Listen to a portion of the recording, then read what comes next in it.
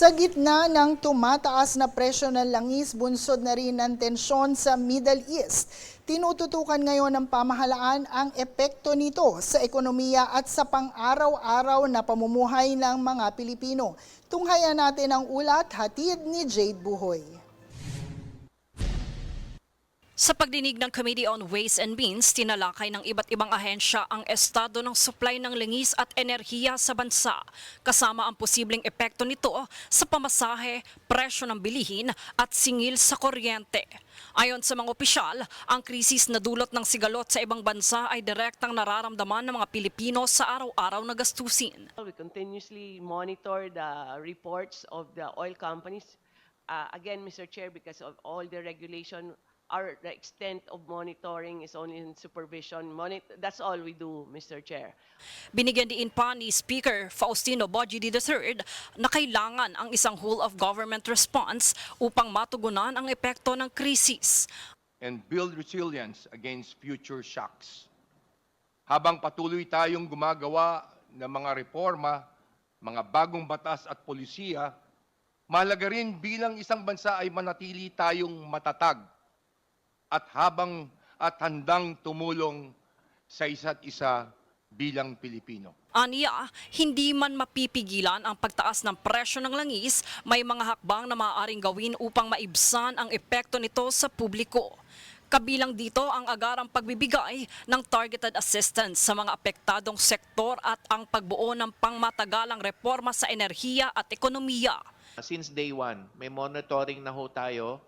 May electronic monitoring system tayo whereby the manning agencies electronically report to us and it's sent to a central database. Meron tayong situation room sa DMW. So every day we are briefed on their situation and then periodic din po yung meetings natin. Once or twice a week we meet with the licensed manning agencies. Pinag-uusapan din ang mga posibleng hakbang na maaaring agad ipatupad upang mapanatili ang sapat na supply ng enerhiya at maiwasan ang mas malalang pagtaas ng presyo. Dumalo sa pagdinig ang mga kinatawan mula sa iba't ibang ahensya upang maglatag ng datos, suriin ang panganib supply at magmungkahi ng konkretong solusyon.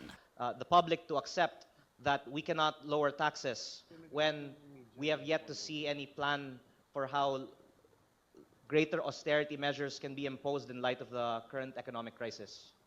Ayon pa sa pamahalaan, mahalaga ang koordinasyon ng executive at legislative branches upang makapagbigay ng agarang tulong sa mamamayan.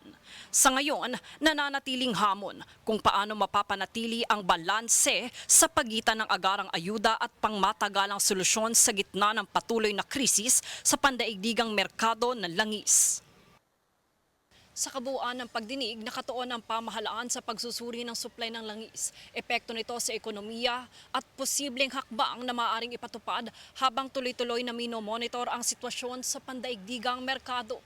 Jade Buhoy, nag-uulat para sa Golden Nation Network. May posibilidad naman na bumaba ang kita ng mga magsasaka sa minimum wage. Ito ang naging pahayag ni Senador Risa Ontiveros dahil sa patuloy na pagtaas ng presyo ng fertilizer. Kung kaya't isinusulong ng mambabatas ang karagdagang tulong para sa mga magsasaka at apektadong sektor. Dahil ito sa posibilidad na bumaba sa hindi lalampas sa 7,300 pesos kada buwan mula sa buwan ng kita ng minimum wage na 16,200 pesos o 540 pesos sa arawang kita para sa mga nasa sektor ng pagsasaka. Dito, kanyang isinusulong ang karagdagang 52.8 billion pesos supplemental budget na kabilang na ang naunang 2.8 billion pesos para sa nasabing sektor. Anya, kinakailangang maging handa ang pamahalaan na tugunan ang pangangailangan ng mga apektadong sektor sa darating pang buwan. Inaanyayahan rin niya ang Kongreso at Palasyo na makipag-ugnayan upang maipasa na ang panukalang pondo.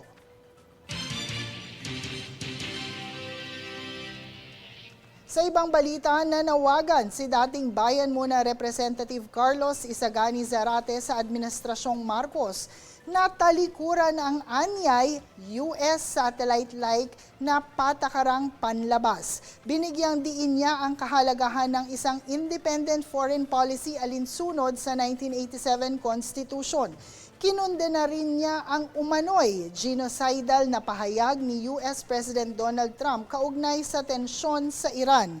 Iginiit ni Zarate na hindi dapat maglagay o malagay sa panganib ang bansa sa lumalawak na tensyon sa pagitan ng pakikipag-ugnayan sa Estados Unidos.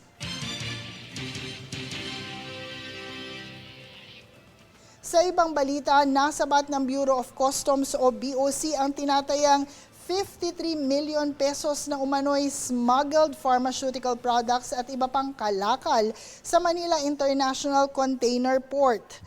Mula sa China ang shipment na idineklarang pet cages, ngunit natuklasang may mga hindi idineklarang gamot at iba pang produkto. Ayon sa BOC, walang kaukulang permit mula sa Food and Drug Administration o FDA ang mga nasabing produkto.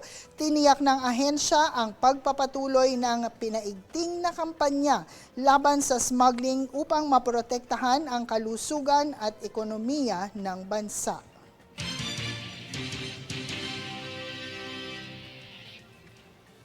Manatiling nakatutok para sa higit pang mga balita sa pagbabalik ng News Force.